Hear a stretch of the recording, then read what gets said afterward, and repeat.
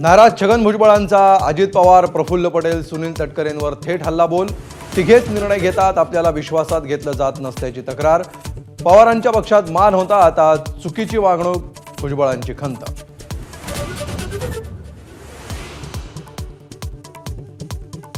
आपल्याला मंत्री करण्यासाठी फडणवीस आग्रही होते, पण त्यांचं कोणी ऐकलं नाही. भुजबळांचा गौप्यस्फोट, लढा मंत्रिपदाचा नाही तर अस्मितेचा असल्याचं केलं स्पष्ट.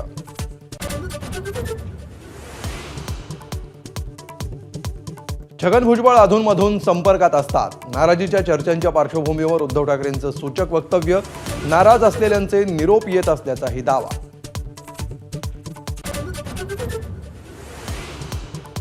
छगन भुजबळांवर अन्याय झालाय. पदाधिकाऱ्यांसोबतच्या बैठकीनंतर समर्थकांची प्रतिक्रिया, तर अजित पवारांच्या बारामतीमधल्या निवासस्थानाबाहेर ओबीसींचं आंदोलन.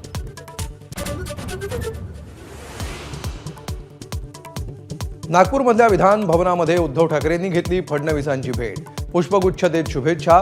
नंतर राहुल नार्वेकरांनाही भेटून केली बातचीत.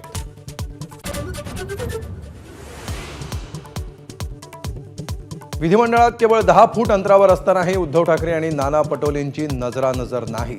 ठाकरे आणि पटोलेंनी भेटणं टाळलं का, याची चर्चा.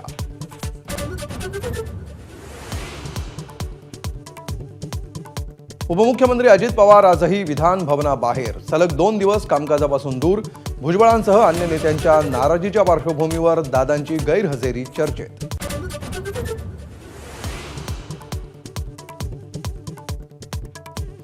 फडणवीस आणि शिंदेंना खोट्या गुन्ह्यात अडकवण्याच्या कटाची एसआयटीद्वारे चौकशी.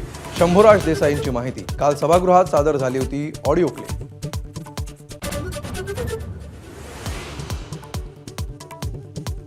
सुधीर मुनगंटीवार आणि भाजप अध्यक्ष जे.पी. नड्डांची लवकरच भेट. 19 किंवा 20 तारखेला दिल्लीत भेट होण्याची शक्यता.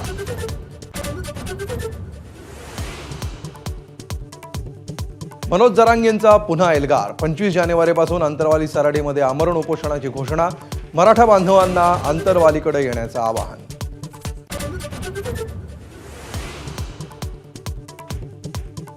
एक देश एक निवडणूक विधेयक लोकसभेनं स्वीकारलं. 269 सदस्यांचं विधेयकाच्या बाजूनं मतदान, तर 198 सदस्यांचं विरोधात मतदान.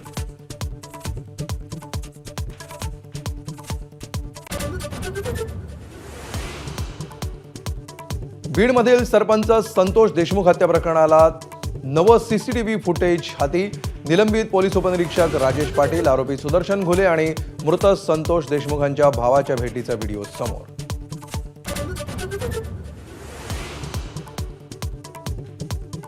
क्रिकेटर अजिंक्य रहाणेची सोलापुरातल्या अंगणवाडी आणि झेडपी शाळांना भेट. चिमुकल्यांसोबत मारल्या गप्पा आणि घेतला खिचडीचाही आस्वाद.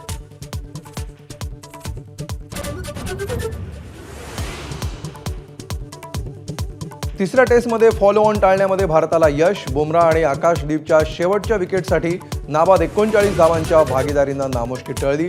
दिवसअखेर भारताच्या 9 बाद 252 धावा. एबीपी माझा, उघडा डोळे बघा नीट.